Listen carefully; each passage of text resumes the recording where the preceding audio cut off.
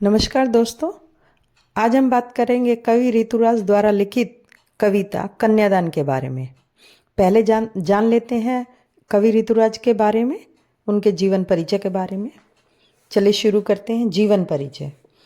कवि ऋतुराज का जन्म सन 1940 में 10 फरवरी को भरतपुर राजस्थान में हुआ था। उन्होंने राजस्थान विश्वविद्यालय जयपुर से अंग्रेजी में एमए किया। वे 40 वर्षों तक अंग्रेजी साहित्य में अध्यापन कार्य करते रहे। इसके बाद वे सेवानिवृत्त होकर जयपुर में रह रहे हैं। अब जानेंगे उनकी साहित्यिक कृतियों के बारे में।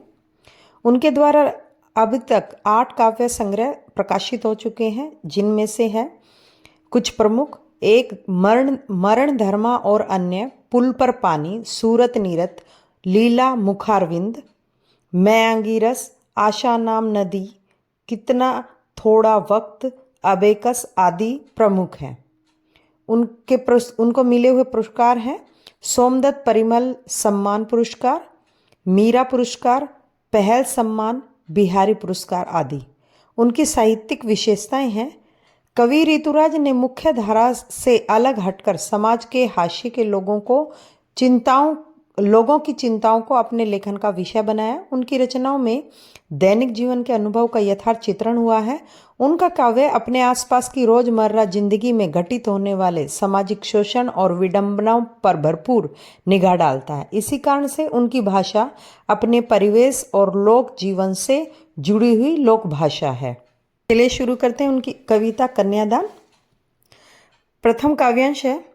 कितना प्रमाणित था उसका सुख, लड़की को दान में देते वक्त, जैसे वही उसकी अंतिम पूंजी हो।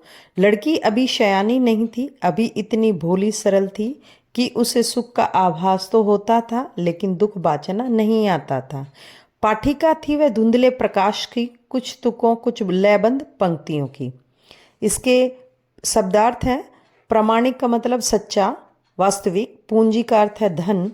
सयानी का अर्थ है समझदार। बाचना मतलब पढ़ना या समझना। धुंधले मतलब अस्पष्ट।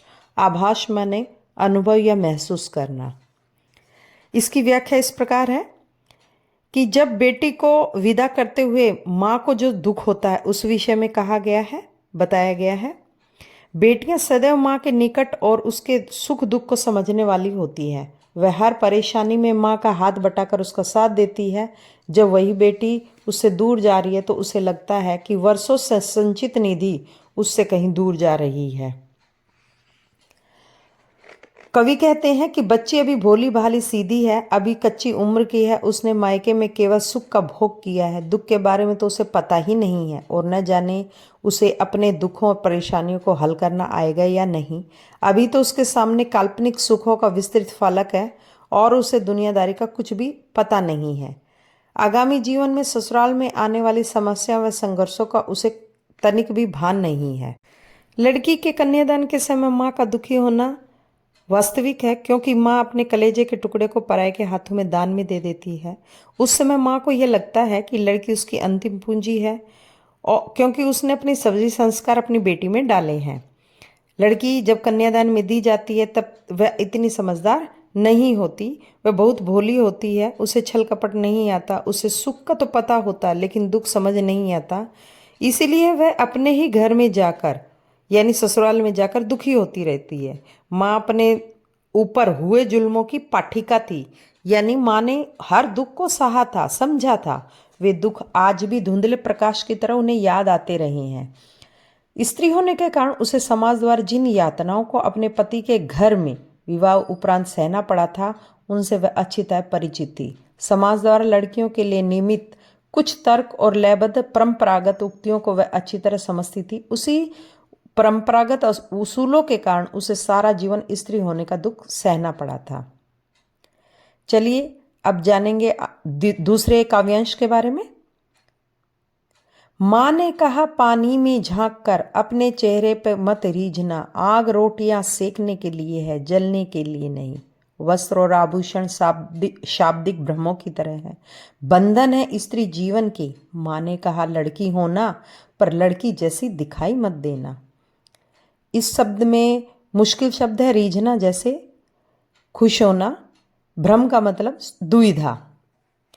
माँ कहती है कवि कहता है कि माँ ने अपनी बेटी को कन्यादान में देते हुए उसे बेटी को समझाया, पानी में झांककर अपने चेहरे पर कभी खुश मत होना। जैसे पानी की परछाई स्थायी नहीं होती, पानी के हिलने डुलने पर परछाई भी अपना रूप बदल लेती है, वैसे ही ससुराल पक्ष के लोगों के व्यवहार को स्थायी मत समझना। वे कभी भी अपना रूप बदल सकते हैं। घर में चूल्हे की आग रोटियां सेकने के लिए होती है, जलने के लिए नहीं। आज समाज अधिक से अधिक धन के लोभ में पुत्र वधू को आग लगा देते हैं। अतः तुम सचेत रहना।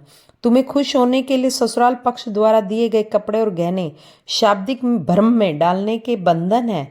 स्त्री को वश में रखने के लिए उपहार दिए जाते हैं। अतः मीठी बातों की असलियत को समझना, भ्रम में मत पड़ना। माँ ने अपनी लड़की को समझाते हुए अंत में कहा, तुम लड़की हो लेकिन लड़की जैसी कोमल दिखाई मत देना।